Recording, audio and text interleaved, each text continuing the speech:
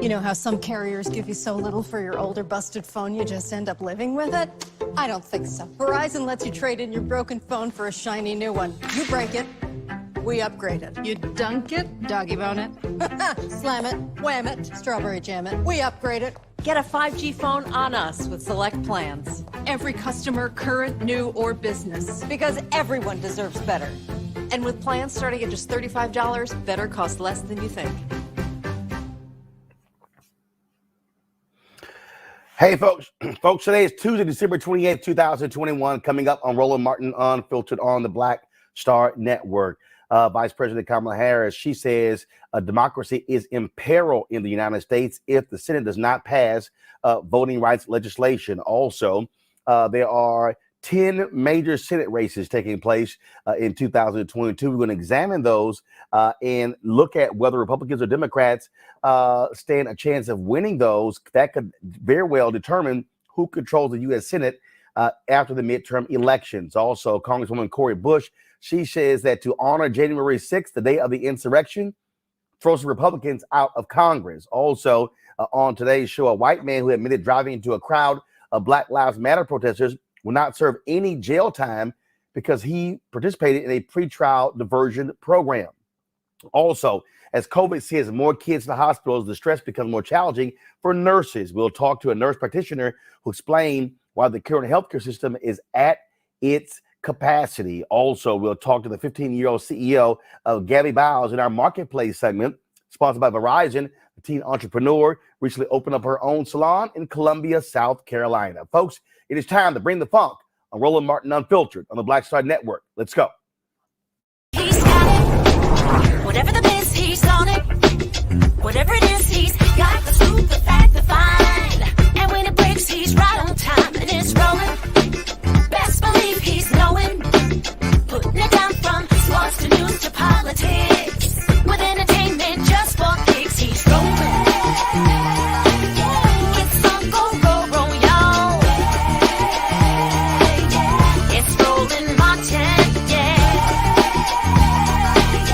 Rolling with Roland now. He's funk, he's fresh, he's real, the best, you know he's Roland Martin now.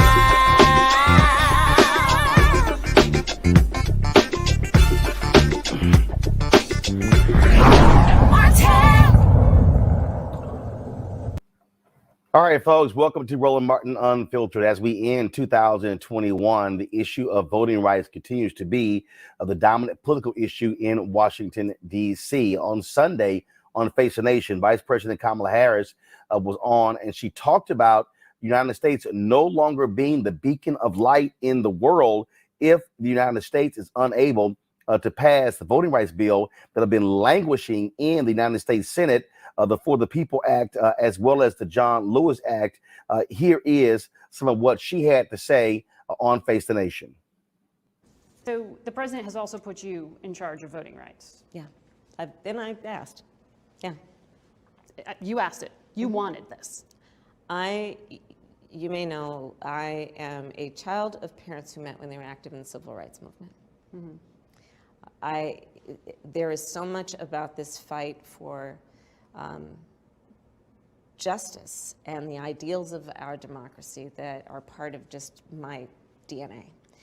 And on the issue of voting, we have seen 18 at least states, over a dozen states that have passed, I'm told, 33 laws that are making it difficult for the American people to vote. You know, I've been meeting with prime ministers and presidents from around the world. One of my favorite interactions was with the now past Chancellor of Germany, Angela Merkel. She came over for breakfast. And we talked about everything that has to do with our relative security as nations and our priorities. And then she asked me about voting. She asked me about voting, and she knew what was going on here. And this is not a subject that was unique to my conversation with her, by the way, in terms of world leaders. Because people around the world watch what we do as America, because we have held ourselves out to be a model of the efficacy of the ability of a democracy to coexist with an economic strength and power. We have been a role model saying you can see this and aspire to this and reject autocracies and autocratic leadership. And right now we're about to take ourselves off the map as a role model if we let people destroy one of the most important pillars of a democracy, which is free and fair elections. You're talking about what's happening in state capitals around the country. I am. But I'm talking about that, and I'm talking about what's not happening in this capital in Washington, D.C., which is the passing of the John Lewis Voting Rights Advancement Act and the Freedom to Vote Act. We have to agree, and this is not about saying you should vote for me or you should vote for Democrats. This is about everyone having unfettered access to their right to vote and agreeing that this is bigger than one election cycle. This is literally about our standing in the world. It's about the integrity of our democracy. And I do believe, of all the things that are on the headline news tonight, tomorrow, for the next week or months, when our kids look back 5, 10 years from now at this moment, it will be on our watch that we either stood for and fought for our democracy or not. And that, I think that is all at stake right now. But you still have the reality of a 50-50 Senate. And you Correct. have 2 senators who say they're not on board for changing the filibuster in order to try to push this through. So how do you overcome that democratic reality of not having the votes and not having a clear path forward? And you're right to talk about the structure and the rules of the Senate, and that is real. And we will do and look at whatever is necessary to push for Congress to take this issue on. And we have to. We have to. Carve out to the filibuster. I'm not saying that. What I'm saying is that we are going to urge the United States Congress, and we have been, to examine the tools they have available to do what is necessary to fight for and retain the integrity of our voting system in America. It sounds like you're open, though, to a carve-out to the filibuster to get there. You were when you ran for president on the issue of climate. Are voting rights as important to you? I believe that voting rights is one of the most significant issues that is facing us as individuals and as leaders today. There's no question. No question. Voting rights lead to every other right. Every other right. And so we need to prioritize it as a nation, all of us, and understand why voting rights are important and insist that our elected leaders preserve these rights. But Margaret, realize that what's happening right now includes that the entire Republican caucus of the Senate have voted against even debating this subject. Even debating it. And I think it's really important that in this conversation about what's happening in Washington, D.C. on the issue of voting, that we not lose sight of the fact that there is one whole group of people, half of the United States Senate, who are refusing to even debate this issue. Like, you can then end up where you are. But stand up before the American people, state your position, defend your position, see if it stands up to logic and reason, or your stated or supposed ideals and values as an American. But to that point, you were just in the Senate, and, Yes. and the president spent decades there. How come you can't pull someone across the aisle on We this, are or trying. manage Joe Manchin within your own party? We are not going to give up on these issues. But you're right, it's a 50-50 Senate. It's a 50-50 Senate. And so, but it has to be a combination of us as an administration, but also everyone weighing in. And I'm glad we're having this conversation. I think we have to continue to elevate the conversation about voting rights. Given the daily grind that people are facing, this may not feel like an immediate or urgent matter, when in fact it is. And the more we have the opportunity to talk about it, the more I think people will see, yeah, I don't want an America of the future for my kids to be an America where we are suppressing the right of the American people to vote. So, what do we do? Let's go to my panel to talk about this whole thing. Xavier Pope, he joins us, host of Suit Up News, owner of the Pope Law Firm. Teresa Lundy, founder of TML Communications. Mustafa Santiago Ali, PhD, former senior advisor for environmental justice at the EPA. Now, there were multiple interviews that went on this weekend. President Joe Biden did talk about him believing they could do a carve out for the filibuster.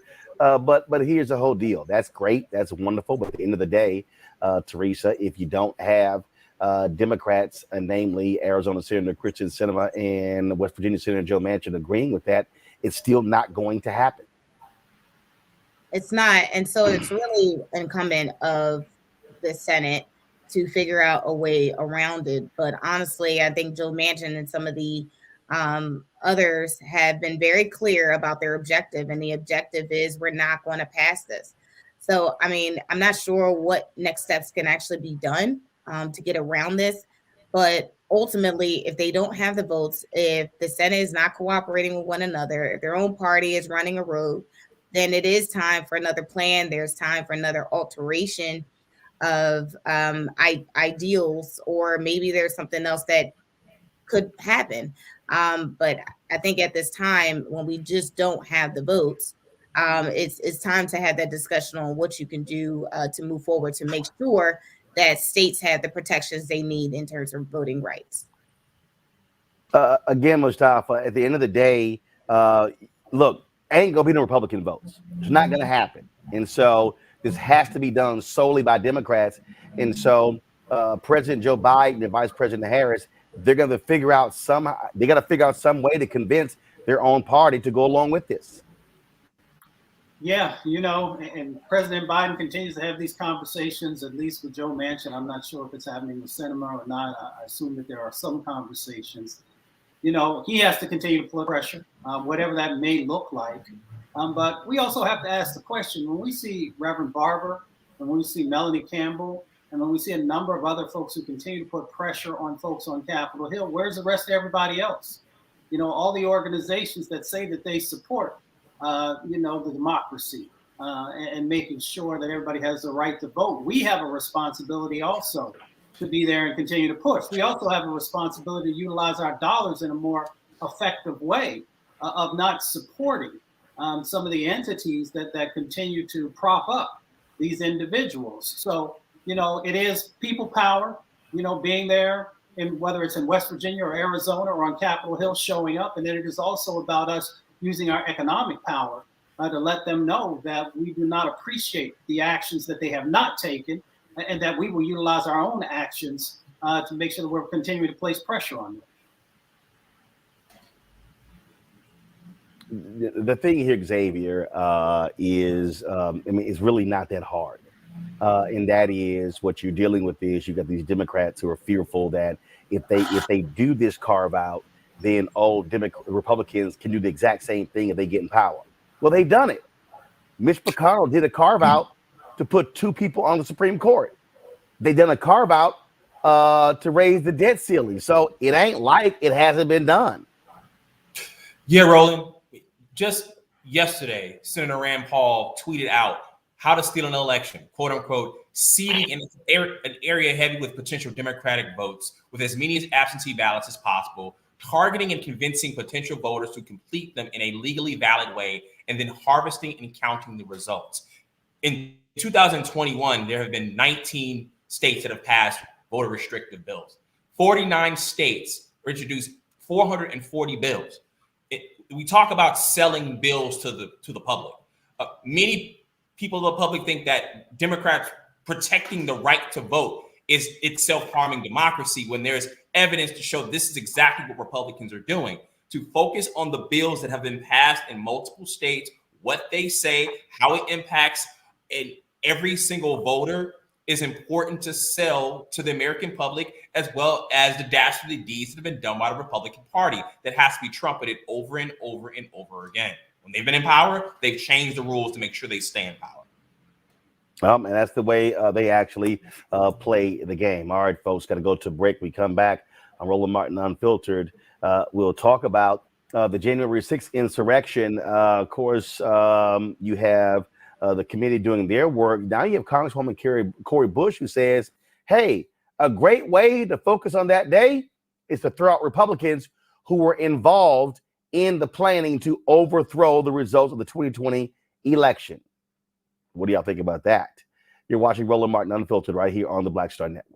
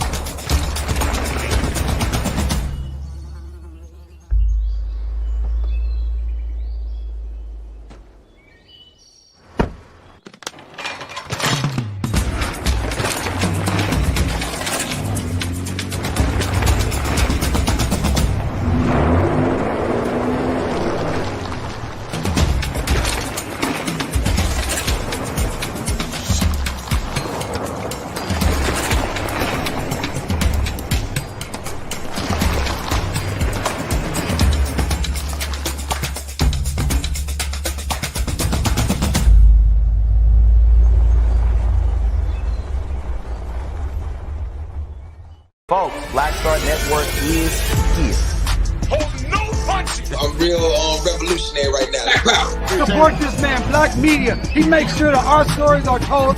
Thank you for being the voice of Black America, Roland. Hey, Black, I love y'all. All momentum we have now, we have to keep this going. The video looks phenomenal. See, there's a difference between Black Star Network and Black-owned media and something like CNN. You can't be Black-owned media and be scared. It's time to be smart. Bring your eyeballs home.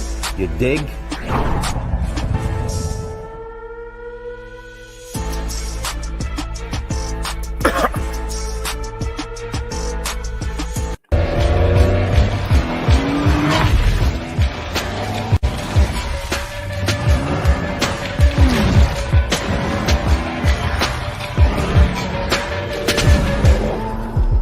Hi, this is Essence Atkins. Hey, I'm Deion Cole from Blackish. Hey everybody, this is your man Fred Hammond, and you're watching Roland Martin, my man, Unfiltered.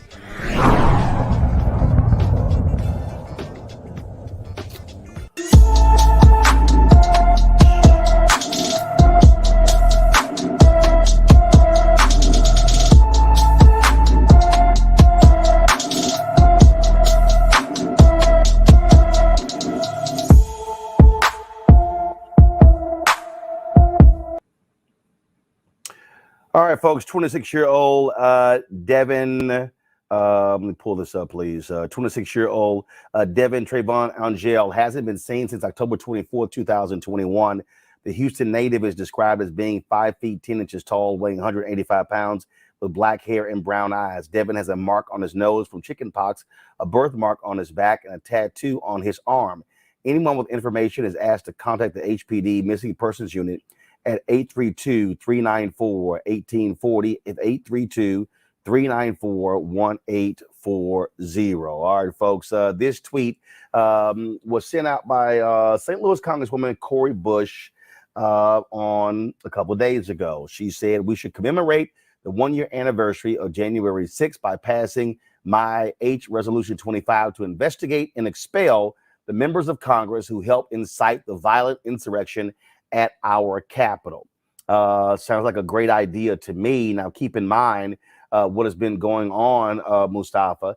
We now are hearing that Peter Navarro said he, Senator Ted Cruz, and Steve Bannon and others have recruited upwards of 100 members of Congress to actually take over, to try to throw out the results of the election on January 6th, and then return it to 6 states that Republicans control. Sound to me like they are admitting to an insurrection. Exactly. And that's why the House Res 25 is so incredibly important, because it gives folks not only to have the accountability for it, the accountability also has to say that if you're caught with your hand in the cookie jar, if you're caught doing these types of egregious behaviors, then you need to go. You know, so treason is what treason is. And these types of actions definitely lead in that direction. I know to actually prosecute someone for a treasonous act has only happened a handful of times in our country, but nothing raises to a higher level than what we saw on January the 6th. And we put our trust into our elected officials to protect our democracy, to make sure that they are following the law, if you will. And for them to take these types of actions, to play a significant role with these domestic terrorists, says that they are not interested in the positions that they hold, so they need to go. You know, the crazy thing here, Xavier, is that, look, they're just openly admitting to this whole deal, and so what you're now seeing are individuals who were very much involved to try to overthrow the government. And look, the thing that jumps out here is that, you know, there were people right now who are in power who were involved. And that's the sort of action that needs to be taken to toss these folks out. Yeah, Roland. I mean, Navarro openly said, quote unquote, it was a perfect plan. And it all predicated on President Kamala on Capitol Hill. We didn't need any protesters because we had over 100 congressmen committed to it. That's openly saying 100 congressmen committed a terrible act upon this country and agreed to it. And now they're so emblazoned because they're defying subpoenas, defying contempt, and just moving ahead without any accountability at all. I think it is incumbent upon us to move faster. We have a report potentially that'll be maybe coming out next summer about what's happening, but that'll be right in the middle of an election. And how will that be impacted in terms of accountability? There needs to be some action, and it needs to happen swiftly.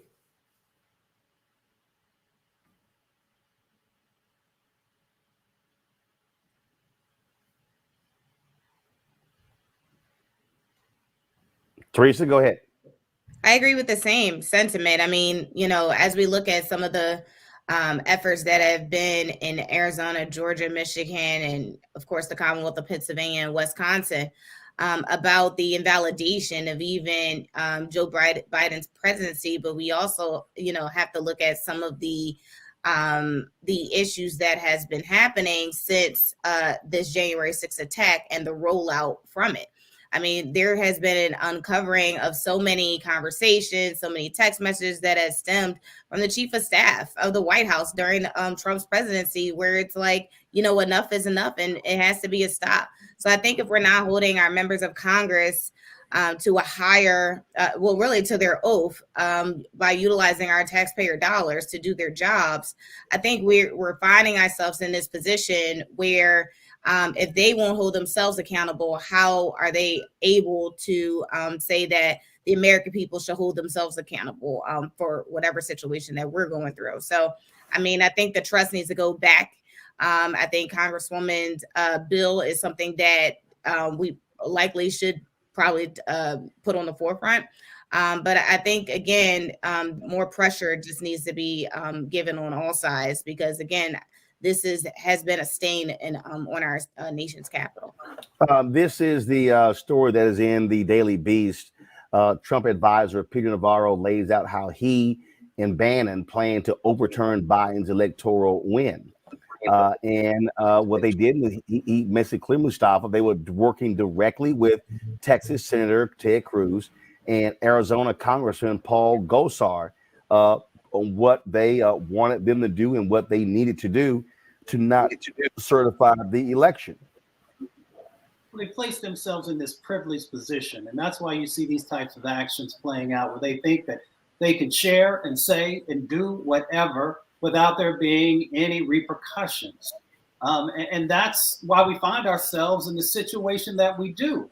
It's because Republicans, the majority of Republicans, let me not just give a broad brush, have refused to take action for a number of years now when they see these types of things going on, whether when Trump was in office or now when Biden is in office. And until folks are actually held accountable, these types of things are going to escalate. People keep talking about democracy, but yet they don't truly care about democracy, that they care about, the ideal of democracy. But when it comes down to doing the hard work and holding people accountable, then they begin to take a step backwards.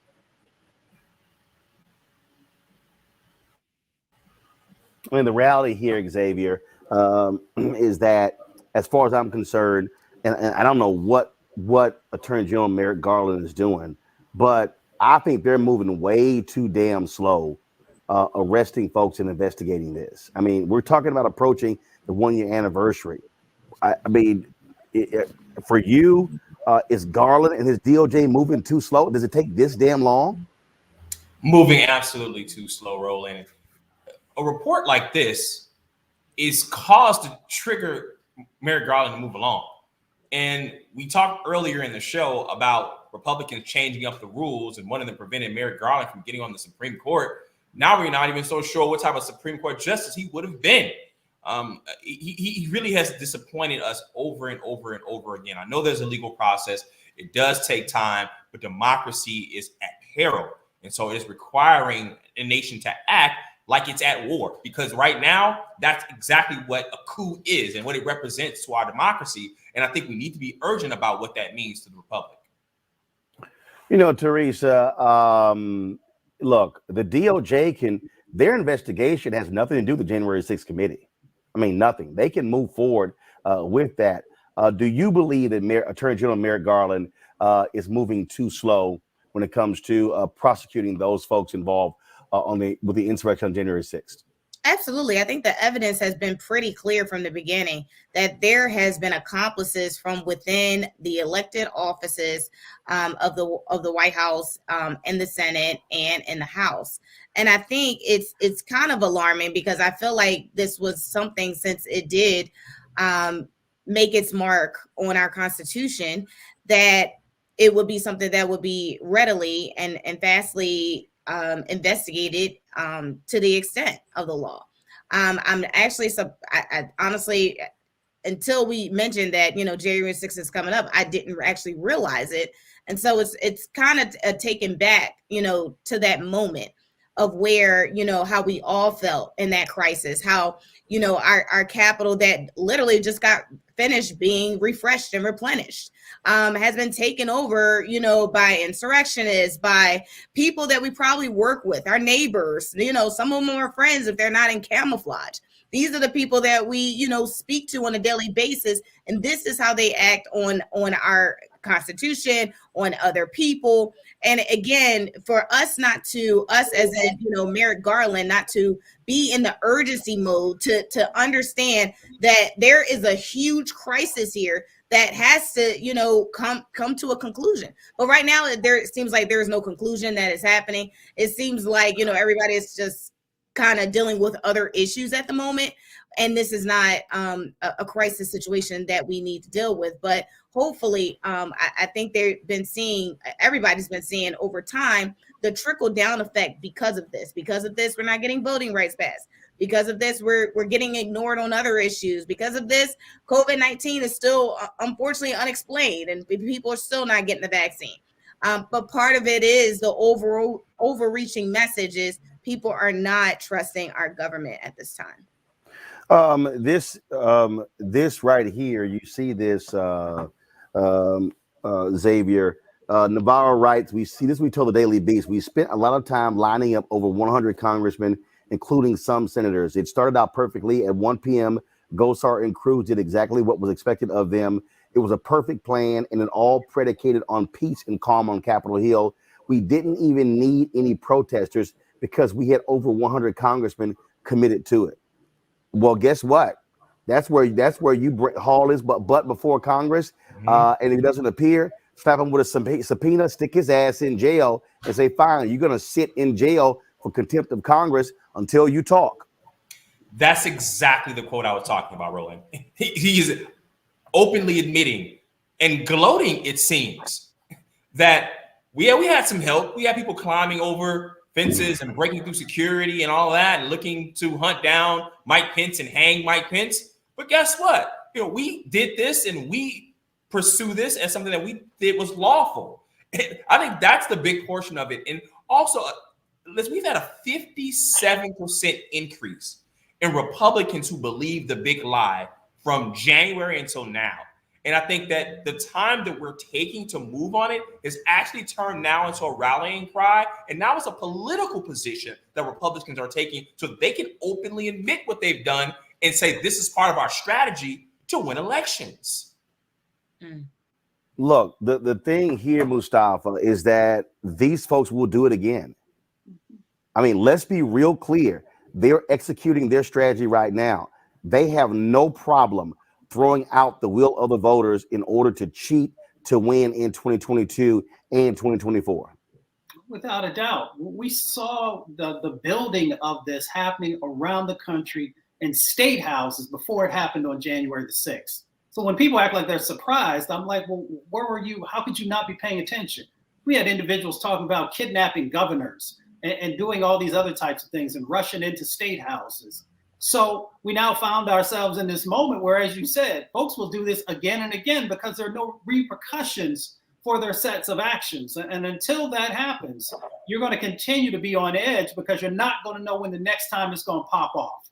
So if you're serious, then the Department of Justice needs to step up. And if we're serious, then people need to actually, as folks have said, need to spend some time behind bars until we pull them up to testify. And if they don't want to testify, let them sit there. Yeah, I mean, I got no problem Teresa sitting there throwing their asses in jail. I mean, think about it. Susan McDougal, look how long she sat in prison.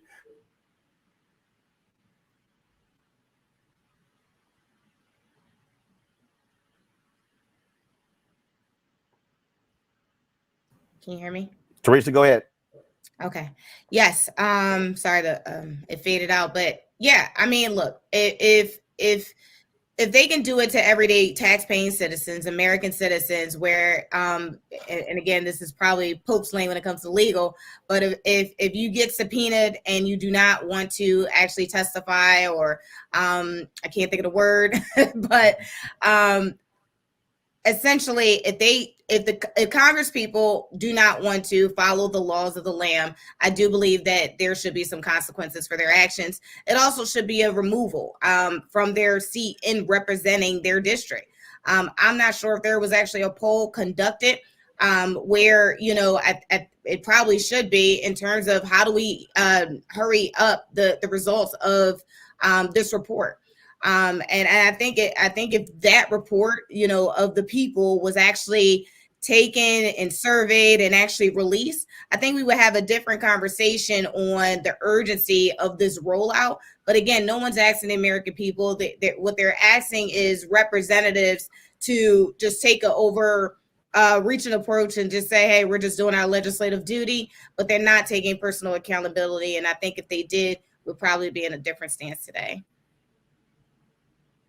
All right, folks, going to a break. We come back. We're going to talk about a man who struck Black Lives Matter protestors not going to jail because he participated in a pretrial diversion program. Also, impact of COVID in children. We also have new regulations that have been put in place as well. And the impact on the healthcare industry, especially nurses, it is being stretched to the seams We'll talk to an expert about that as well. You're watching Roland Martin Unfiltered on the Black Star Network. Don't forget, folks, to download the Black Star Network app. We're available on all platforms: Apple phone, Android phone, Apple TV, Android TV, Roku, Amazon Fire Stick, Xbox, Samsung Smart TV as well. And of course, you could join our Bring the Funk fan club, where every dollar you give goes to support this show.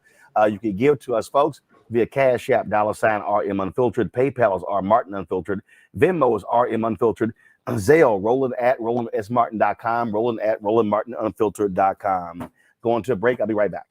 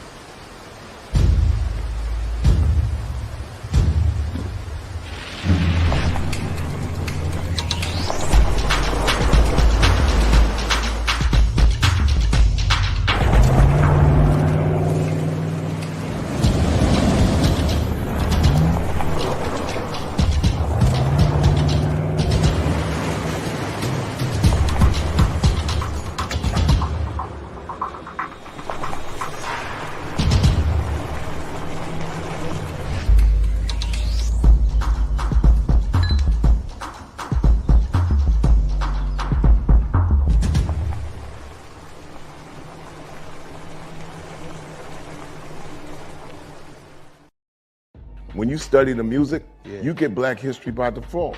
And so no other craft could carry as many words as rap music. I try to intertwine that and make that create whatever I'm supposed to send out to the universe. A rapper, for the longest period of time has gone through phases. I love the word. I hate what it's become, and to this generation, the way they visualize it. Its narrative kind of like has gotten away and spun away from, I guess, the ascension of Black people.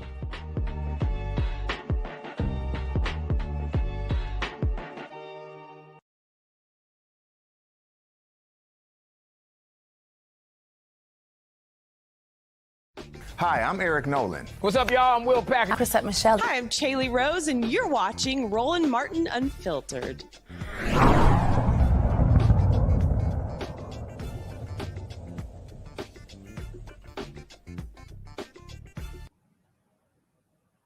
All right, folks, next year is going to be a huge election year, and we're talking about a major year when it comes to U.S. Senate races. There are 10 major Senate races that we're going to be paying attention to. Remember, right now, the Senate is tied 50-50, and so who wins is going to determine the balance of who controls the United States Senate.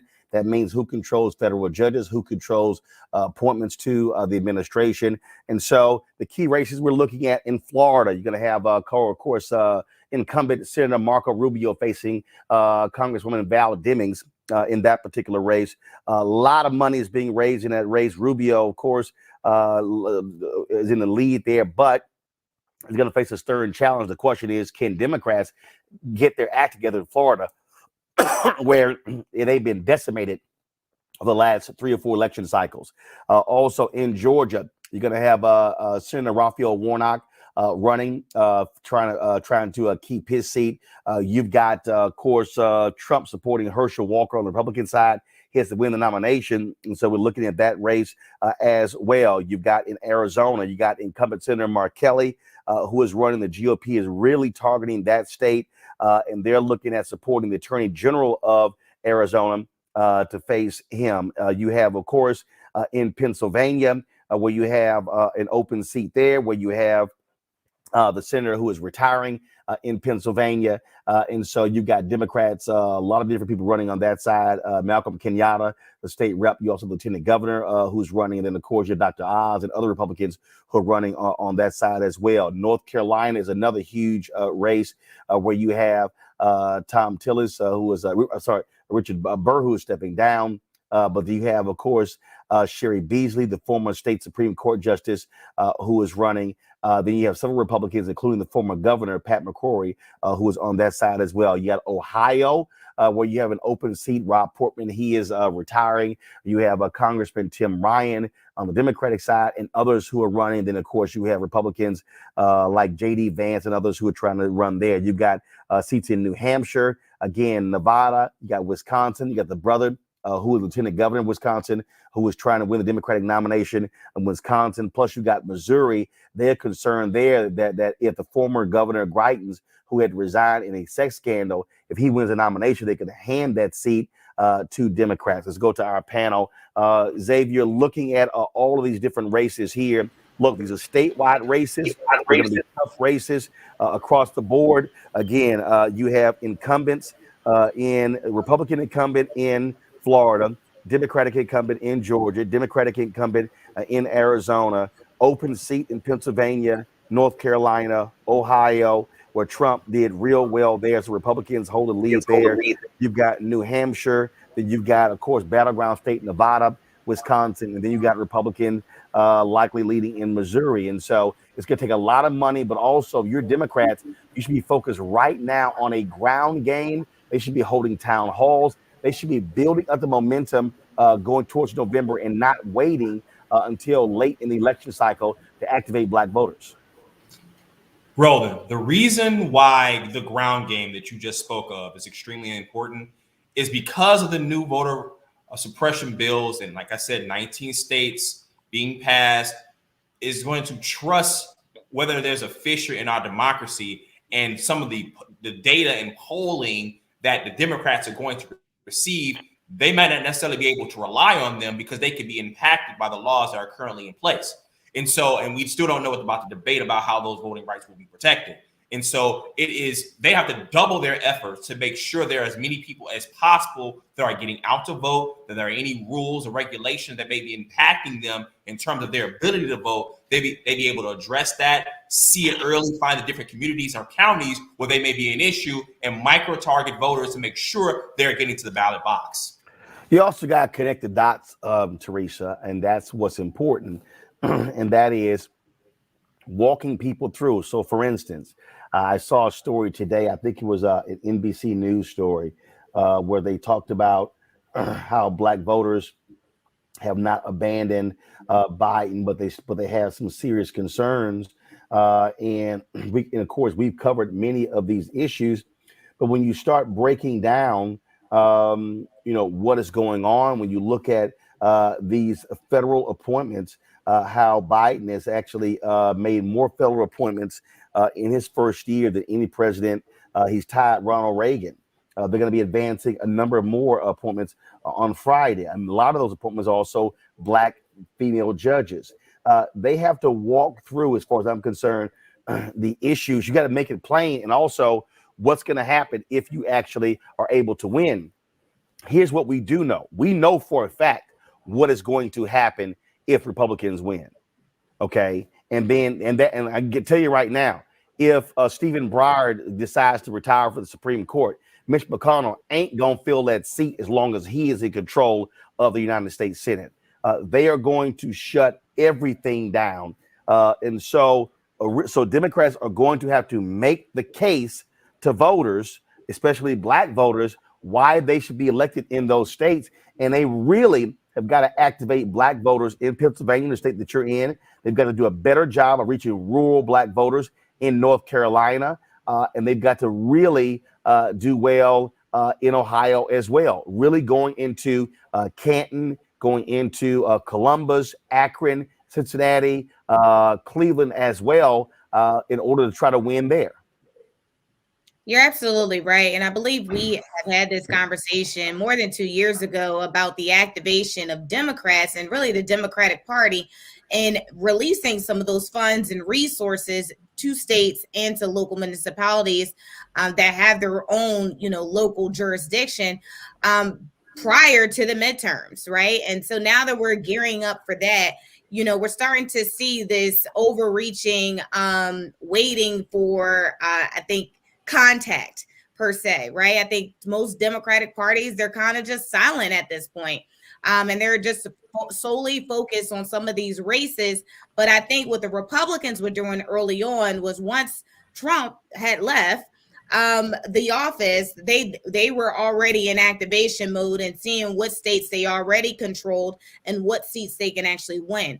So I'm looking for the Democratic Party to really step up, to start changing leadership that wants to do the same old thing, to really start putting forward-thinking visionaries into position, to start spending more with Black and Latinx media, and also start bringing us to the forefront, encouraging, making it plain, as you said. I don't care if it looks like Venn diagrams and stick figures, but let's make it so plain that people want to get involved and they can regurgitate some of the issues and also have solutions with it. Because if we don't do it now, we're really going to be in a real upset in 2022.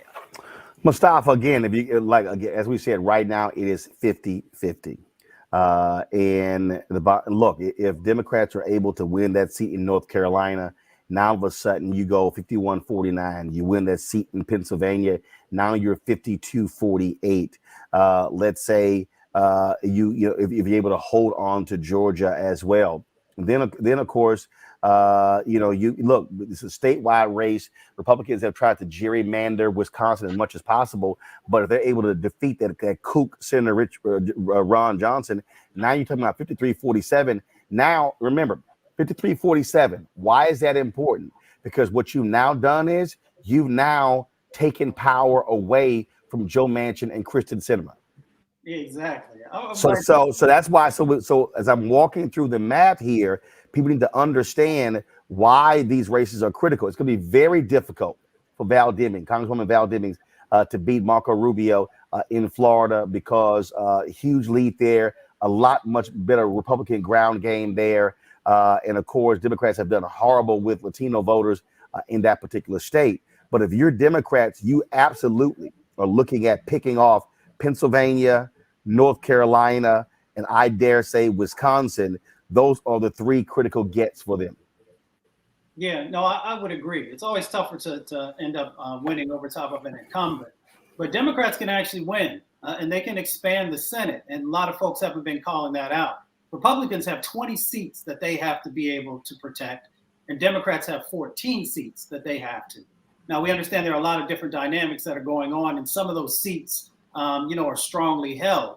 But when it comes to Florida, Iowa, North Carolina, Pennsylvania, and Wisconsin, those are sort of those swing states, if you will. And folks can actually, if they do the work, they make sure that they have a message that actually resonates with folks and is things that folks are actually asking for, then that's a step in the right direction. If they're willing to build the infrastructure inside of these states and to make sure, as we've called out time and time again, that the resources are making it to African-American media and to those organizations that are on the ground to make sure that they have the capacity that's necessary, then you have a much stronger positioning to be able to win on this. Now, the Democrats, we know Georgia, what's going on with our brother Warnock, and what's going to be necessary to help him to get across the finish line. And we also know Kelly out there in Arizona, Colorado, and Nevada are the other two that the Republicans will go after. But here's what we haven't talked about, and that is the Trump effect.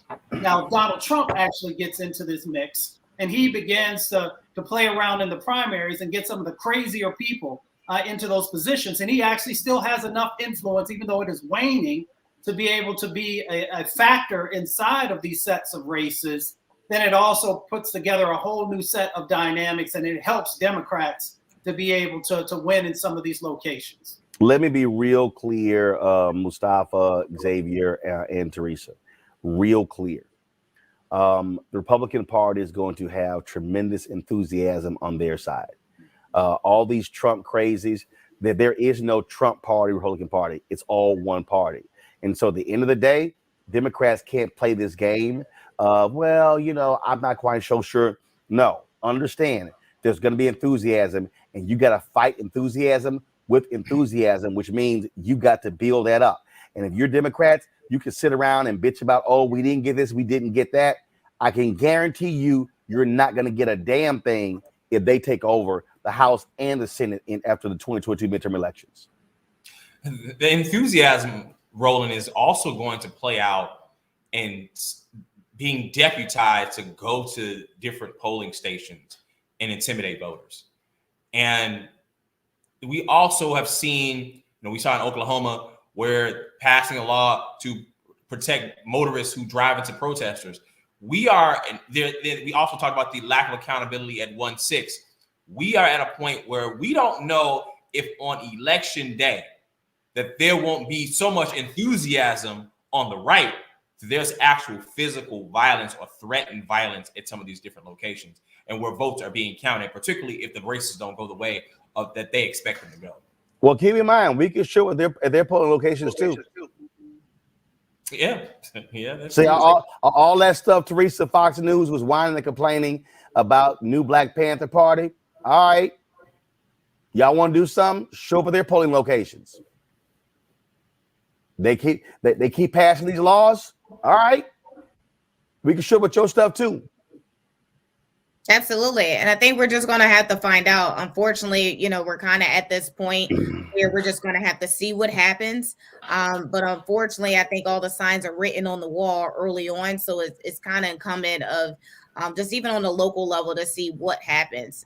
Fox News has been doing an excellent job in getting the message out for Republicans and making sure that their front runner candidates is at the forefront and making sure that those candidates are actually off their competitors' television stations so they can keep their ratings high. So it definitely is a interesting network that they have that again that has just been showing up. It's just been showing up in different forms. And y'all notice, boy, it's amazing how Fox News, the right wing, they've just stopped talking about critical race theory since the Virginia governor's race ended. Amazing. They got what they wanted. I mean, it's quite simple. We all knew that was a part of a political strategy. So, we got to just make sure that we show up. We had 1 million Black men who showed up on the mall for the Million Man March. It's time for 1 million men to show up at the polls in our communities and polls in other communities, and make sure that folks understand that we have power and we know how to utilize it. And then we can also make sure that our Latinx brothers are also showing up as well, those who are interested in making sure. Well, you know what? Mustafa and Teresa, both of you have used Latinx. I've been talking to Latino pollsters. They say they hate that. They hate that phrase. They say they hate it. Only 2% of people identify with Latinx, even using the term, and some say it's a turnoff. So we should just. I mean, they've literally been saying it. So we should be actually just going. Look, Matt Barreto is one of the top Latino pollsters. I asked Matt about that. He said, dude, that might appear to a few young people. He said, but frankly, he said we should be using Hispanic/Latino. I'm Black X. That's all I know. Well, I'm just saying that's just one of the things that look. Matter of fact, I was because it was a story that came out the other day, and I was specifically asking him about that, and he just said nobody uses. He said nobody uses. This is what he said. 60% prefer Hispanic, 30% prefer Latino. Florida, they always use Hispanic. New York uses Latino. We use them interchangeable, but we rarely use Latinx. Most people are not familiar with the term at all. I've never heard a person that was Latino or Latin American or Hispanic call themselves Latinx. This is for us, and we're trying to be in this PC culture where we want to maybe be able to label them a certain way. But if they don't want to be called that they don't call them that. And it's not if a mama call them Clay, I'm gonna call them Clay. And so if they want to be Latinx, Latino, they call them Latino. So if they want to be Latinx, we call them Latinx. Well, all I know is the folks who I deal with, they have, especially younger people, have embraced the term Latinx. And if folks ask me to identify them that way, that's fine. I have no problem with Hispanic, Latino, Latina. I have plenty of folks in my family who actually, label themselves with those different types of terms. So, again, when it gets to pollsters, you just got to take everything with a grain of salt. For me, the important thing is that Black folks and those brown folks who want to stand in solidarity show up and make sure that we get the wins that are necessary. Because at the end of the day, we understand the policies and how they're going to play out if we don't. All right, folks, hold tight 1 second. We come back. Omicron, the numbers are exploding all across the country, and we are seeing the impact on our healthcare system as folks are testing positive. People who are unvaxxed are still going to hospitals, and it's causing serious issues with nurses. We'll discuss that next, right here on Roland Martin Unfiltered on the Black Star Network.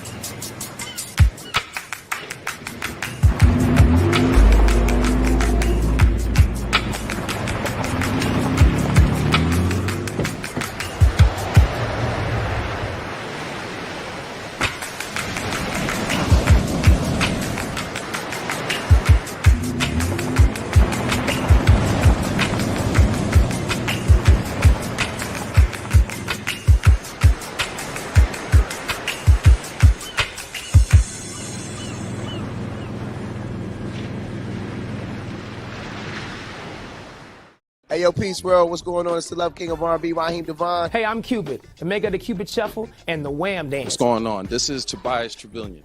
And if you're ready, you are listening to and you are watching Roland Martin Unfiltered.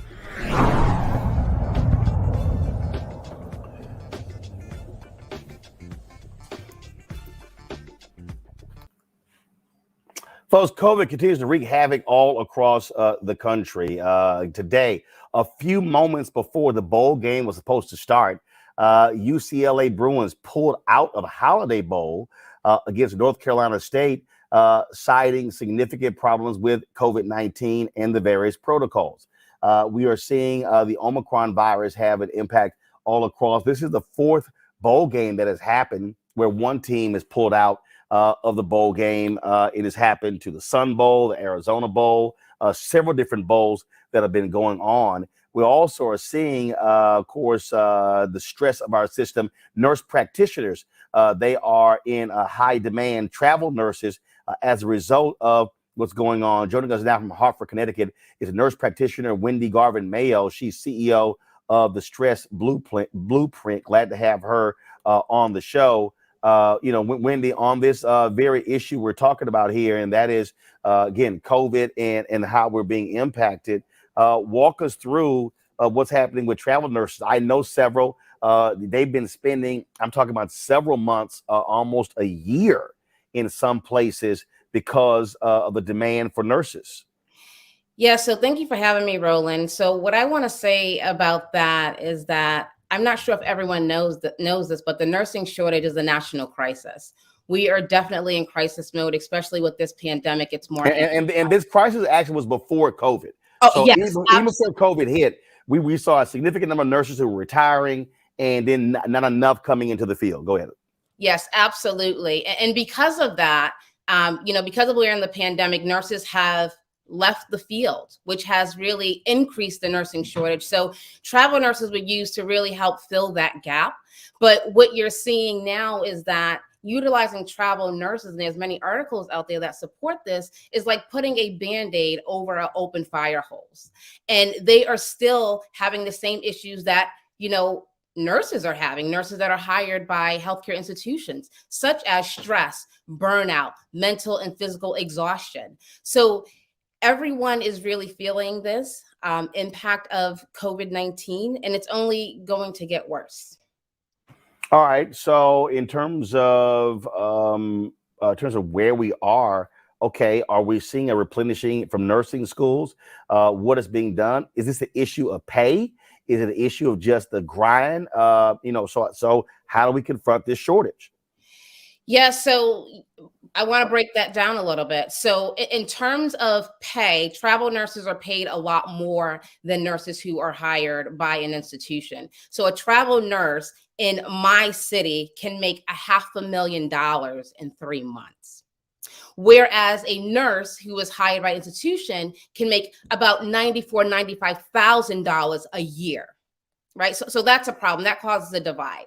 In terms of pumping out nurses out of nursing school, students in nursing school now are being pumped out into the workforce. But my concern is that we really have no infrastructure to support them. We have nurses, nursing students who graduated in December. We have another set who are graduating in May, and they are coming into this crisis. And we are not talking about that enough in healthcare. How are we going to support these student nurses so that they can remain at the bedside and have a great career to really close this gap on the nursing shortage? All right. So you talked about that particular pay issue. How does a travel nurse make $500,000 in 3 months? Well, they are offering, about $4,000 a week, right, to be a travel nurse. And this is public information. Anyone can go and look that up. And in different states, it's different rates. And there was an article, that I was reading last night where travel nurses, they're verbalizing, making more than doctors, making more than surgeons. So they are being paid, they're being compensated. But what that does, it causes a divide in nursing. So if I'm working at a hospital and I'm hired by that hospital and I'm making $94,000 a year, and then you come and you're making $500,000 in 3 months, because usually the assignments can be for 12 weeks. So they're getting paid. So it definitely increases stress, increases, mental strain on nurses, on the profession. But, travel nurses are also feeling the same thing. So just because they are filling the gap, I don't think it's going to be for very long, because despite how much money they're making, you can never replace your health and your peace of mind. Questions from our panel. We'll start with you, Mustafa. Well, first of all, thank you. I have a number of nurses inside of my family, and I've seen the stress. I've literally seen people age over the last couple of years, which just blows my mind. My question to you is, how do we better help to support nurses? On the mental health side, the stressors are just mind-blowing. So I'm curious, do you have any tips of how we better help to support the nurses who are under just extreme stress? Yes, I think one is recognizing it. And, many institutions, I want to give credit where credit is due, do have programs in place where nurses can, seek services. But again, that's taking away from work, taking away from family life. I believe that we need to actually have resources on the unit. So where nurses are on the unit, so a nurse advocate, right? And maybe someone who is a nurse. So like myself, I advocate for nurses in terms of stress management, mental and physical exhaustion, really empowering them to be advocates for themselves, because many nurses who are on the front lines are there because they're advocating for their patients, but they don't advocate for themselves. So we need people actually on the unit, on the floors, in the ED, who are, making sure nurses are mentally and physically okay. But how many times are we assessing nurses for stress, for anxiety, for depression, for PTSD? No one talks about that. But nurses are silently suffering from these issues, and not to mention their physical health that comes along with prolonged stress. So we need to really be assessing and addressing these issues for nurses. And that can look different for, every nurse, because every nurse is an individual. So that can be personalized. Teresa. Yeah. One, thank you again for coming on. I know this is a very difficult time. So probably my question is, I think you said there was resources and programs available. So if people wanted to join the traveling nurses movement, how would they get involved? Where do they go? And if you could just clarify the $500,000 piece, I think it's within 3 weeks or a half a year, that would be helpful. Yeah, so if people want to be travel nurses, there are agencies that hire nurses to be a travel nurse, and you can travel within a state, you can travel across the nation, you can travel abroad. And what happens is you get an assignment. So when I say assignment, you are assigned to an institution to work there for, 12 weeks, 6 months, a year with renewal, right? You have to get that renewed. And in terms of salary, if you actually Google this, the amount a travel nurse can make, they can make anywhere from over $4,000 to $5,000 a week. So if you add all that up, that's almost $500,000, right? 6 months, yeah. Okay. Right. So, but that's what they're offering, and that's to entice nurses to actually fill that gap, right? So if they see that, then it's like, oh, that's great money. That is great money. I'm not by any means saying it's not, but how long are you able to sustain that? Mm-hmm. Xavier, how will the profession address the diversity issue in terms of travel nurses? Over 70% of them are white. About 12%, a little bit less than, are African American. And also, how does the politics of certain states in terms of some of the anti-vax, that there's maybe sometime in the registered nurse profession, can be addressed in terms of moving nurses around? So that's the first question, would be to how to address the diversity in travel nurses, to give them the opportunity to be able to make more pay, to be more financially mobile, and then also the politics of moving around as a travel nurse.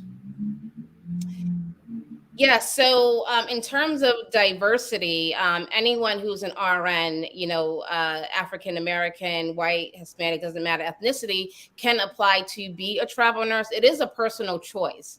I think what's happening now, though, is that because of the salary I mentioned, it's more appealing. So more nurses are leaving institutions to enter, travel nursing, that whole career. In terms of diversity in nursing, it has been an issue, an ongoing issue, that we don't have a lot of African-American nurses. So we do have the National Black Nurses Association, who has, various initiatives to recruit and increase the number of African-American nurses in nursing in general. And then to your second question, in terms of politics and all of that in different states, I hope I'm answering your question correctly. Depending on your agency, who you work for, they make sure that you are equipped with the knowledge of restrictions and standard of care in order to practice safely in that state. All right, then. Well, look, we certainly appreciated you joining us and shedding light on this very important issue. Thanks so much. Thank you for having me. All right, folks. I got to go to a break. We come back. We'll talk with a 15-year-old entrepreneur out of South Carolina. We'll also, of course, share an interview with you that Archbishop Desmond Tutu did in 1984 when he won the Nobel Peace Prize, one that I think you will certainly enjoy as well. You're watching Roland Martin Unfiltered right here on the Black Star Network. Back in a moment. It's time to be smart. When we control our institutions, we win. This is the most important news show on television of any racial background. Y'all put $2, $3, $4, $5, $10, $15, $20, $30 on this and keep this going. What you've done, Roland, since this crisis came out in full bloom. Anybody watching this, tell your friends. Go back and look at the last 2 weeks, especially of Roland Martin Unfiltered. I mean, hell, go back and look at the last 2 days. You've had sitting United States senators today, Klobuchar and Harris. Whatever you have, you can bring to Roland Martin Unfiltered to support it, please do, because this information may literally save your life. Watch Roland Martin Unfiltered daily at 6 p.m. Eastern on YouTube, Facebook, or Periscope, or go to RolandMartinUnfiltered.com. Support the Roland Martin Unfiltered Daily Digital Show by going to RolandMartinUnfiltered.com. Our goal is to get 20,000 of our fans contributing $50 each for the whole year. You can make this possible. RolandMartinUnfiltered.com.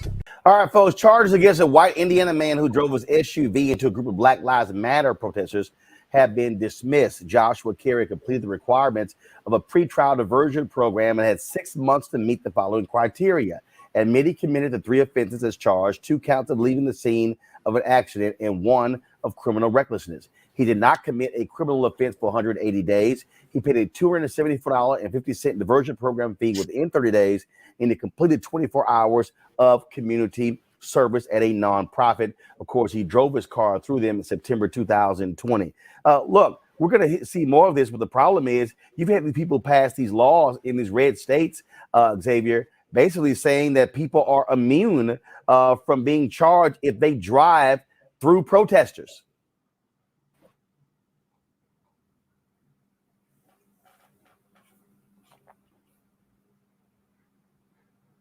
Xavier, you there?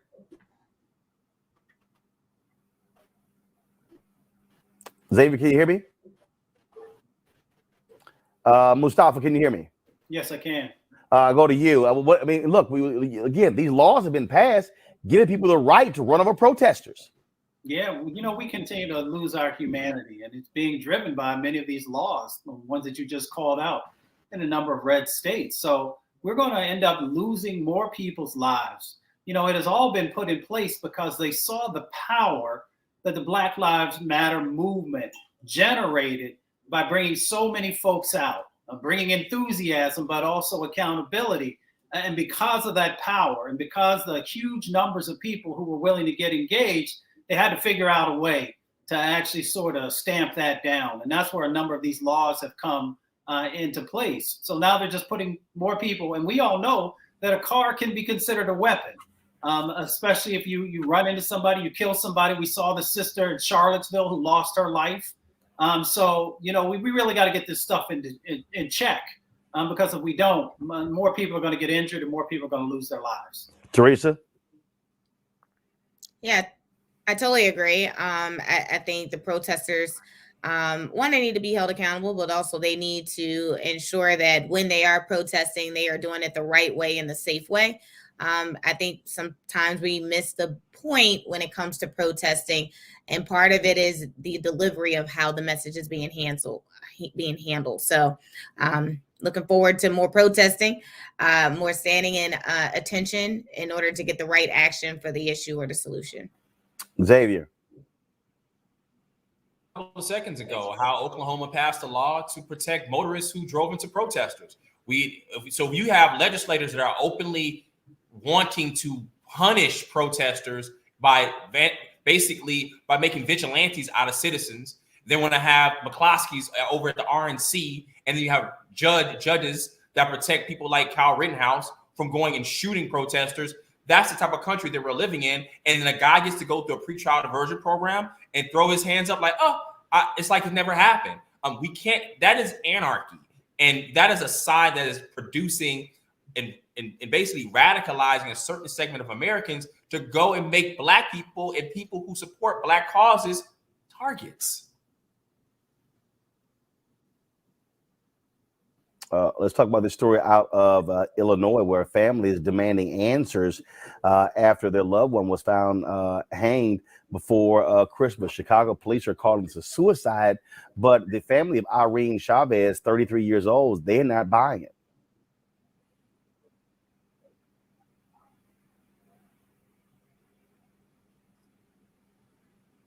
Not quite sure exactly what happened to my sister. I did my best to look out. I visited the headquarters. I asked detectives questions, and I hit a red light, a stop sign, a door every single time. And now I'm here to just really put out there that my sister was found, hung in the 3rd District Police Department and holding while bounded, apparently. And I'm not quite sure how something like that could happen. I do know that Chicago Police Department is here to protect and serve. And that comes with taking care of the mental state of the people that they take in. I'm not quite sure what happened with my sister again, but I do feel that if she had been found at a bar and maybe had some drinks, that maybe the Chicago Police Department could have protected more. Independent investigation is actually being held by the family to investigate this death. Let's go to Kansas, where the family of a Black teenager, they're trying to understand the circumstances surrounding his death. An autopsy report released Monday contradicts an earlier preliminary finding that says 17-year-old Cedric Lofton hadn't suffered life-threatening injuries. Following a physical struggle with staff at the Kansas Juvenile Center, the Black youth's death is now classified as a homicide. The report reveals Lofton's heart and breathing stopped after being handcuffed and placed on his stomach. Lofton had briefly been in custody when his altercation with staff members took place on September 24th. He died 2 days later in the hospital. That is certainly a sad story there. So we'll give you an update on that story when we get more information. All right, folks, going to go to a break. When we come back, Marketplace segment sponsored by Verizon. A 15-year-old entrepreneur is opening her own salon. We'll tell you about her pathway to being an entrepreneur. That is next on Roland Martin Unfiltered on the Black Star Network.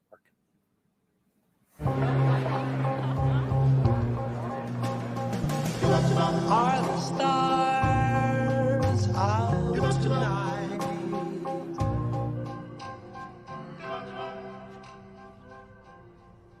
Alexa, play our favorite song again. Okay.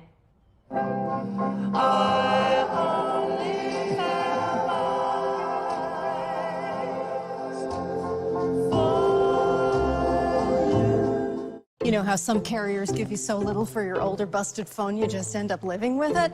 I don't think so. Verizon lets you trade in your broken phone for a shiny new one. You break it, we upgrade it. You dunk it, doggy bone it, slam it, wham it, strawberry jam it, we upgrade it. Get a 5G phone on us with select plans. Every customer, current, new, or business. Because everyone deserves better. And with plans starting at just $35, better costs less than you think.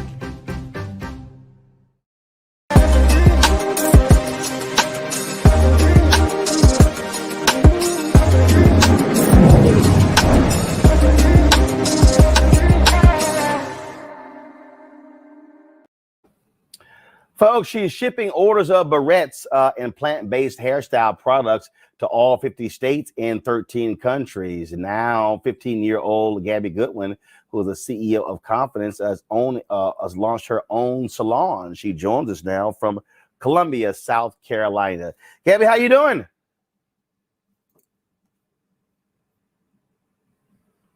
Can you hear me? I can. Sorry, I was muted. I'm good. How are you? All right, then. So first of all, before we get to the salon, let's talk about, what you've already been doing. When did you actually start your business? And when did you start selling products? We started Confidence, which was originally known as Gabbybows, in February of 2014 when I was 7 years old. And then we've now been in business for almost 8 years. Wow. And so how did it start? It started honestly off of a Twitter rant. My mom would go to the store every 2 or so weeks buying different barrettes that wouldn't stay in my hair. And she was very frustrated and not only losing money, but also wasting time, not only going to the store, but also doing my hair for 15, 20 minutes before school. And then she would drop me off and I would be picked up with bows lost and my hair just looks an entire mess. And with that, she went on Twitter to rant about how my bows didn't stay in my hair. And after her and many other moms were talking about how terrible these barrettes were, our pastor actually jumped into the conversation and said, sounds like a market you need to break into. And my mom told me I was about 5 years old when this idea came up. And obviously, one, I didn't want to, get in trouble or continue to get in trouble for losing my barrettes. But I've also always wanted to inspire people, and especially girls. And I saw this as a way to do that. So I nagged my mom into creating a barrette and creating a business, and the rest is history. So you did that, and y'all been growing the business. And look, you're shipping to 50 states, 13 countries. How are you doing revenue-wise? Yes. How many employees do you have? Yeah, so for the past 3 or so years since I was in the 6th grade, our business has made 6 figures. So I've kind of coined the hashtag of 6 figures by the 6th grade. And we've right now, especially in 2021, prioritized employees and hiring people. So we just brought on about 3 different team members when it comes to either fulfillment or team management, or even also just dealing with customers and customer service. So we've been able to grow our team as a whole, but we also have, different contracts with people, especially Black-owned brands who are helping us in many different areas as well. All right. So now you've opened this salon. Why? We wanted to create a space where girls can, not only feel confident in themselves, but also feel confident in their hair. And I think that with the salon, we're able to not only help girls get their hair done, feel beautiful, but they're also able to see the behind the scenes of the business, see the fulfillment process, or even meet me sometimes if I'm walking around the office. So we really wanted to create a place where girls can get their hair done, because I know that there's not really many little girl salons, because it does take a lot of work, but we were able to create a space where girls can come, have fun, but then also learn about business or just see what's going on behind the scenes and just have the whole confidence experience. All right. Questions from my panel.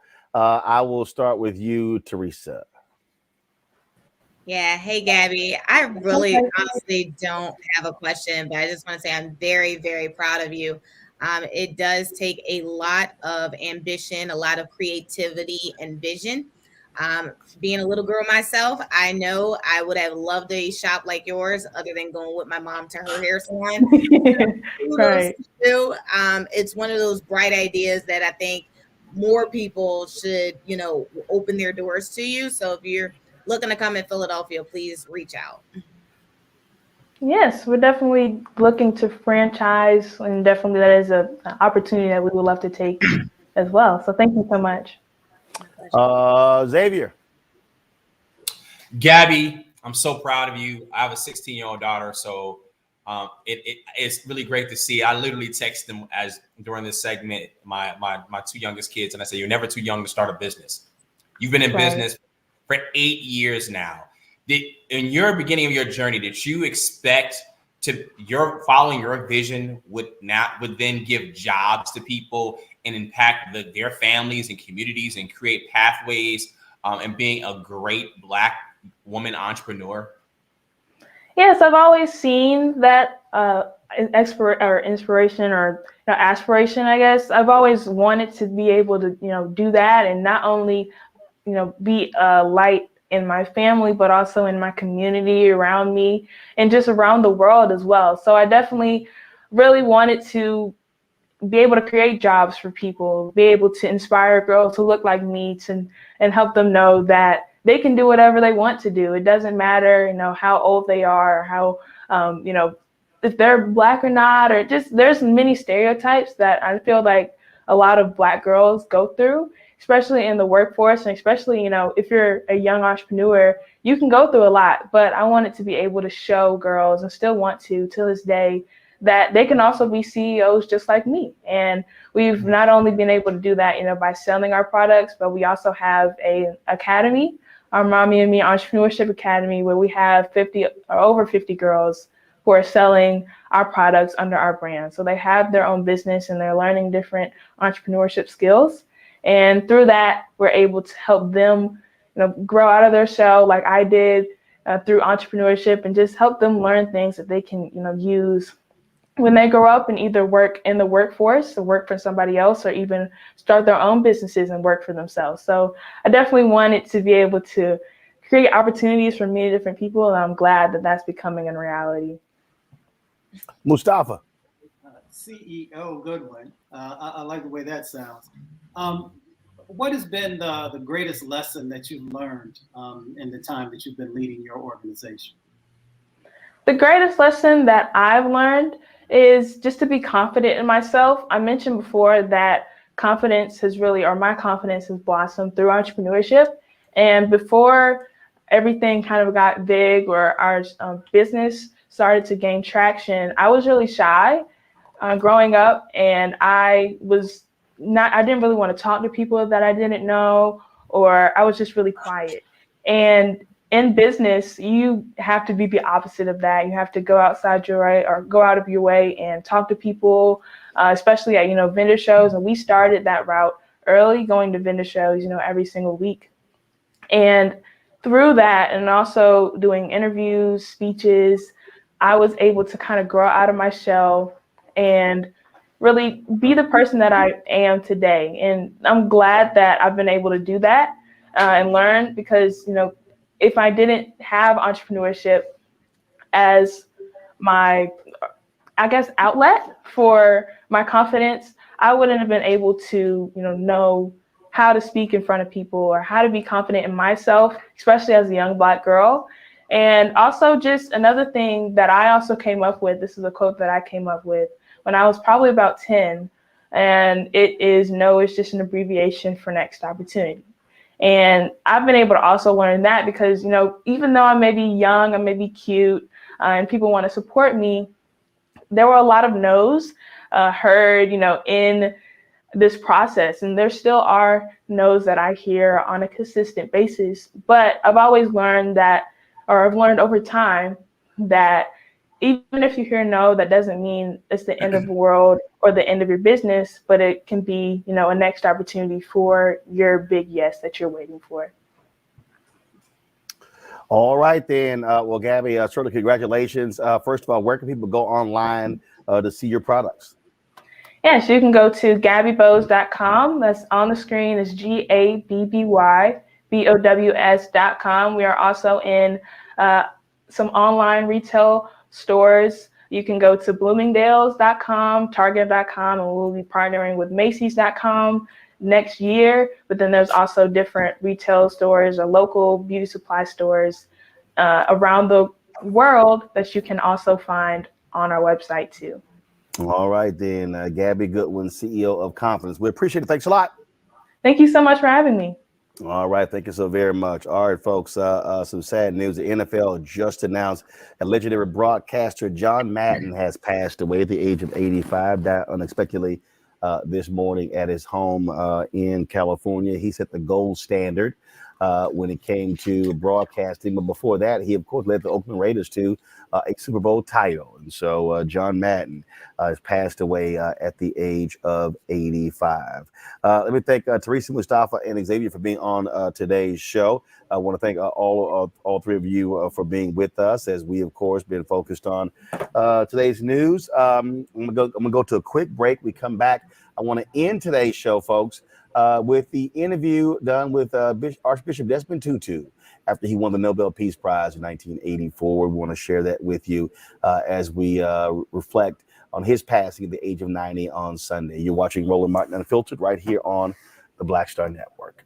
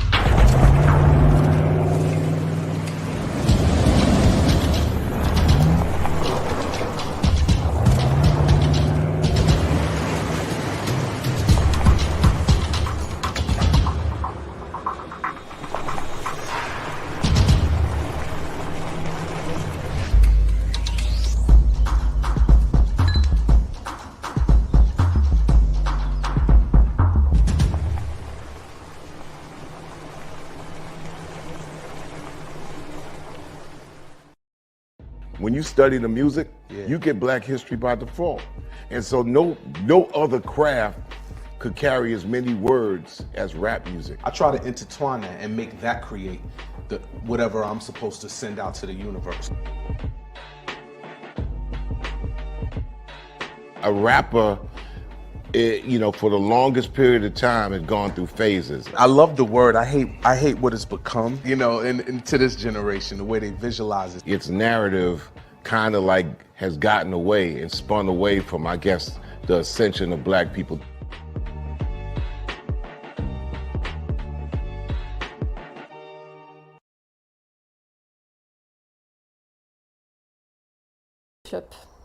For the Nobel Foundation. Hi, I'm Eric Nolan. What's up, y'all? I'm Will Packer. I'm Chrisette Michelle. Hi, I'm Shaylee Rose, and you're watching Roland Martin Unfiltered.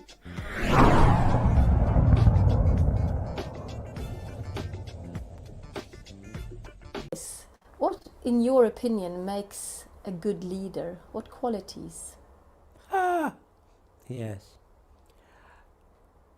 it's a question that we've had to deal with quite a bit, looking at some of the leaders we have had who have sometimes led their countries into disastrous situations. I think ultimately you want a leader who is also a servant. I mean, really, the leader is a leader because he is a servant. When you look at some of the greatest leaders, Nelson Mandela is someone who is not in it for his own aggrandizement. He leads on behalf of, for the sake of. That is one. And it almost always is that the great leader will show just how he is or she is a leader for the sake of the land by suffering. A person who is a servant as well. That is the ultimate. For me, yes, that you are not one who is seeking self-glorification, who wants to feather his nest.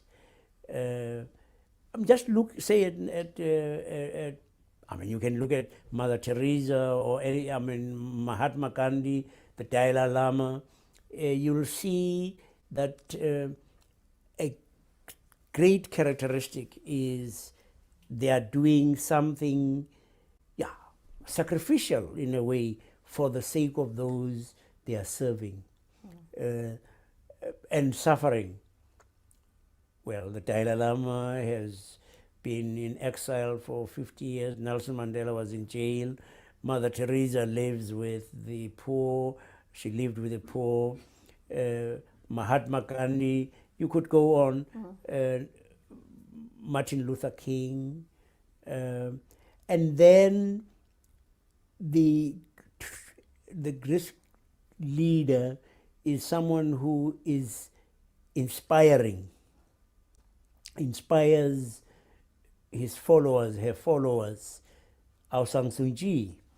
I mean, she said nothing very much for 11 years, and yet she remains the only real leader in Burma. Why? That somehow the leader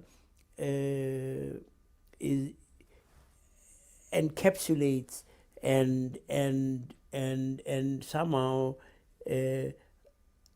represents the best that is in the people, the aspirations of the people, and yes, it is someone who can inspire. What makes a good student then? A good student, yeah, who learns all of these things, but also questions. You know, someone who's not just passive, sitting there and has things thrown at them, but they question. In South Africa, one of our big problems was that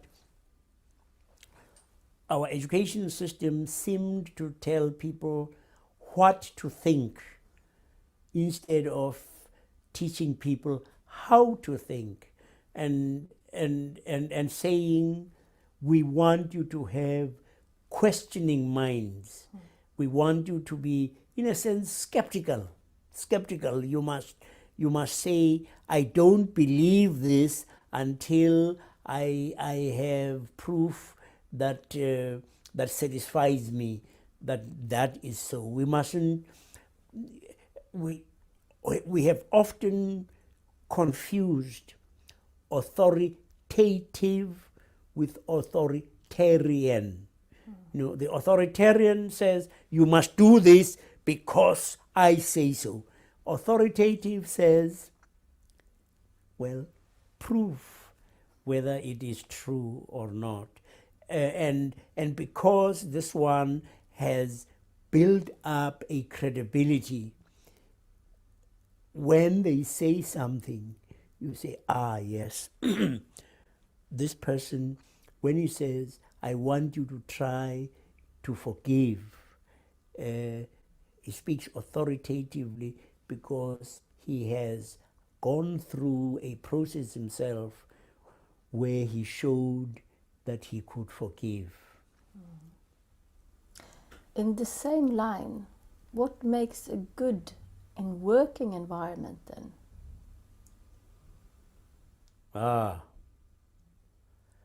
Well, I would hope, that it was a life-enhancing environment. There are far too many situations where you would say they are life threatening, many of them. Certainly, they undermine the good life. I would hope you would have an environment that encouraged curiosity, being inquisitive, and trying to seek out the truth. But it must also be an affirming environment, which enables people to feel affirmed. Far too frequently, you find leaders who are scared of the abilities of others. They are threatened by the ability of others, and so they tend to throw their weight around. So we go back to what is a good leader. The good leader is so self-assured that he does not need to keep showing off his power. He has an authority that is ultimately a moral authority, and so the good environment is an environment that is affirming, that encourages others, that builds up, not one that is forever denigrating and belittling others. When you were given or received the Peace Prize 1984, it was at the height of apartheid, and you were at the stage of leadership in South Africa. What did it mean for you personally to be receiving this award? Yeah. At about that time, South Africa was virtually off the radar screen in the world, and we were feeling somewhat disillusioned, disheartened. Apartheid seemed to be going to be there forever. And the Nobel Peace Prize came at a very important time in helping to reignite our people's hope. The world is watching, and the world recognizes that our cause is a just cause. It is a noble cause. And it came at a time when it was important to focus attention on our situation. And that is what it helped to do. The other thing was that it helped to open doors that previously were closed.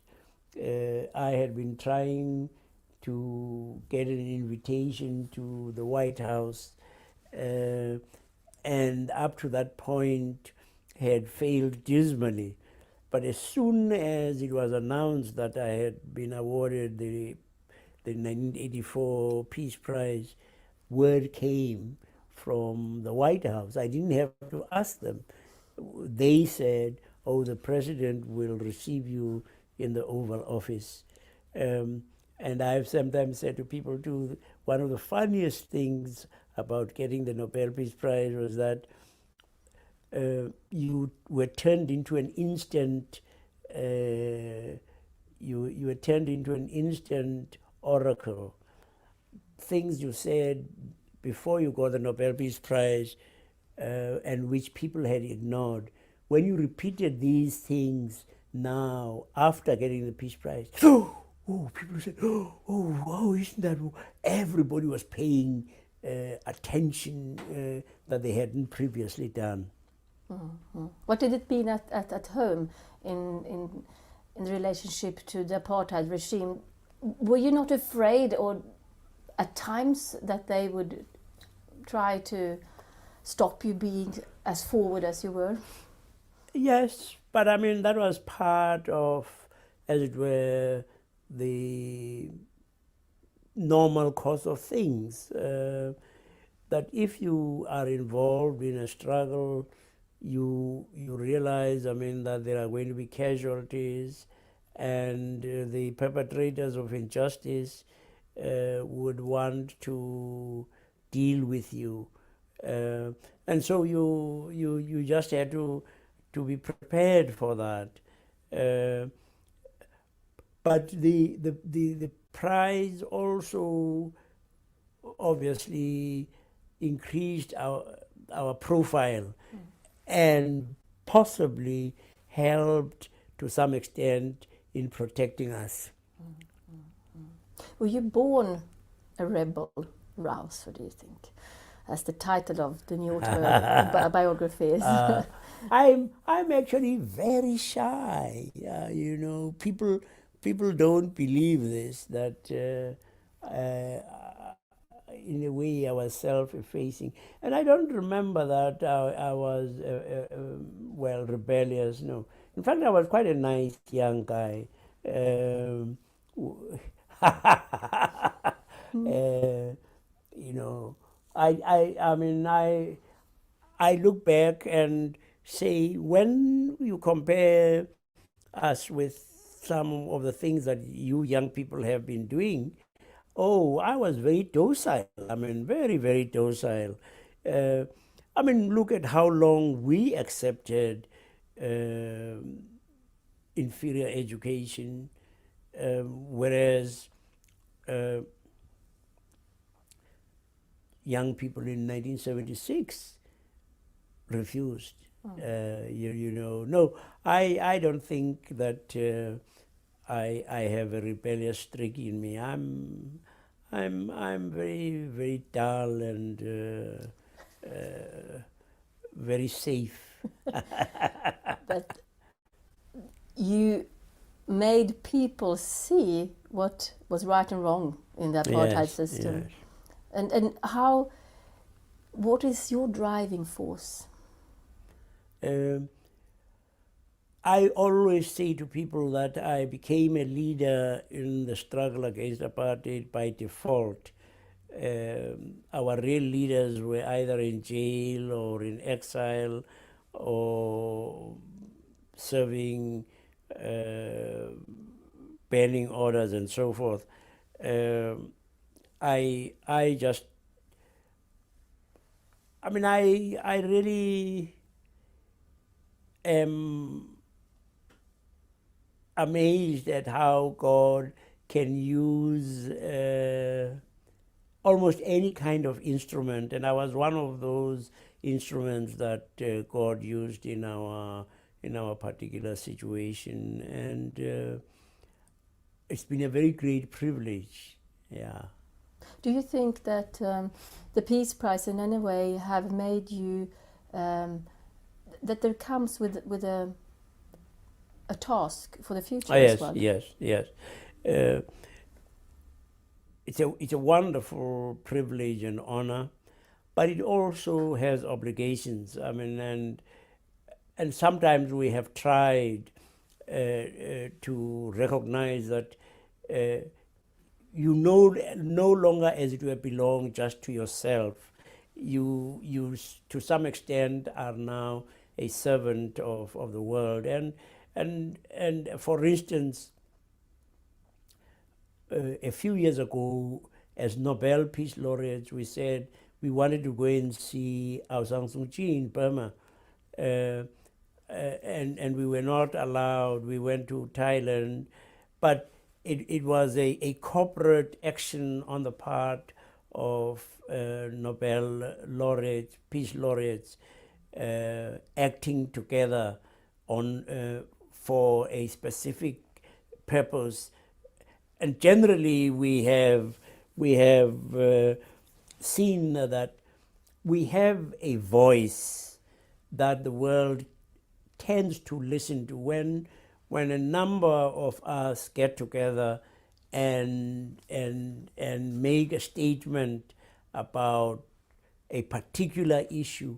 The world does take it, I think, very seriously, and we have now and again done that. You know, come together as Nobel Peace Laureates and said, let us issue a statement. You have engaged yourself now in the Darfur conflict, for example. Yes. What is that part of your worldwide peace work? Yes.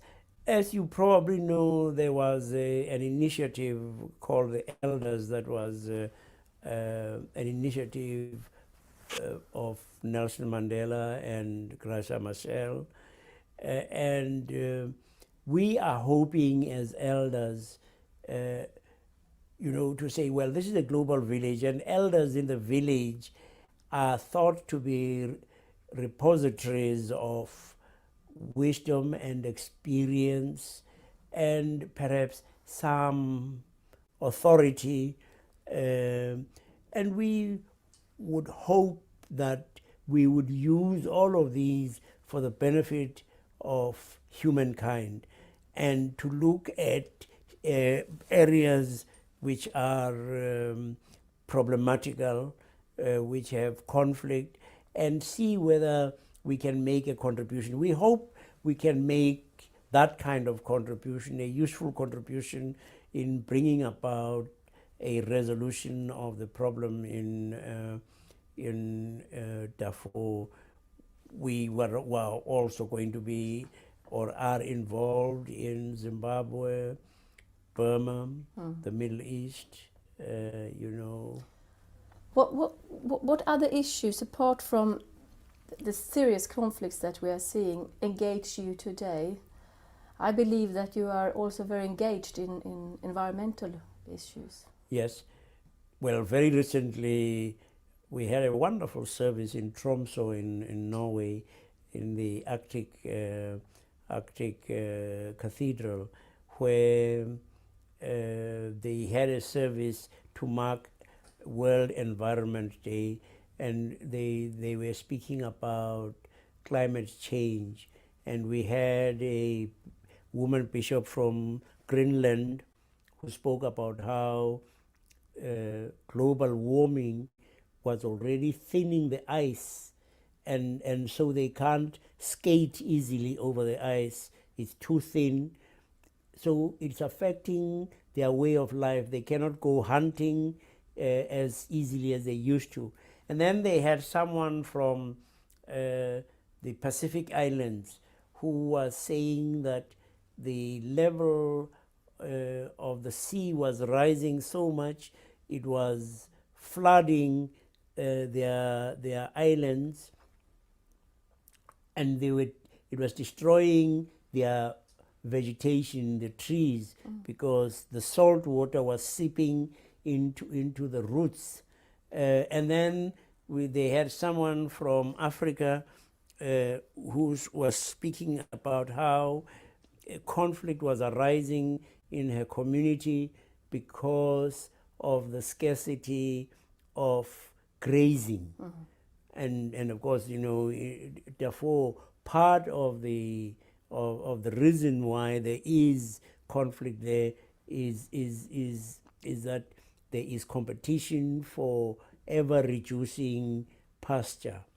And yes, we are very exercised by the whole question of the environment, and are saying we need to impress on people that each of us can make a difference. We can reduce the size of our carbon footprint. We can each be careful that we do not litter, and people can begin to learn that you can use globes that are less expensive and do not use as much energy as the conventional ones, incandescent globes and things of that kind. Yeah. It is in this issue. I think the children often in the poor countries that are mostly affected, yet they are not the culprits of the global warming. How does that make you feel? Is that sort of anger that I see sometimes arising in you when you see how unjust it still is? Yes, well, you are saying, I mean, something that is important, that unless we begin to be quite serious about the fact that actually we are one family, we are constantly going to be running up against problems such as this, where the wealthy might become irresponsible and the victims are not themselves, but the victims are the vulnerable, the poor. To say we are not going to be able to survive except together. We are not going to be prosperous except together. And that we can spend as much money as we like. We will never win wars against terror as long as there are conditions that make people desperate. Mm-hmm. And one of these issues is the environmental issue. Absolutely, yes. That I mean, if you are going to have less water, I mean, people are going to be fighting over diminishing resources, and the weaker are obviously going to be the ones who get the worst of that argument. The strong will be grasping all they can, and we're saying there is still enough for everybody if we could have the good sense of trying to share. I just want to see what we have learned from South Africa is that there was a way forward by accepting the TRC and that you have always said there is a need to forgiveness. Yeah. You have to. How do we as people then learn how to forgive each other? What can you tell us? One of the things is, how do you learn how to swim? You don't learn how to swim by reading books. You learn how to swim by swimming. And so you learn to forgive by forgiving. And all of us have, at one time or another, had to forgive. We know what it means to forgive. We know what it means to be forgiven. And let's just apply what we know. Okay, thank you very much.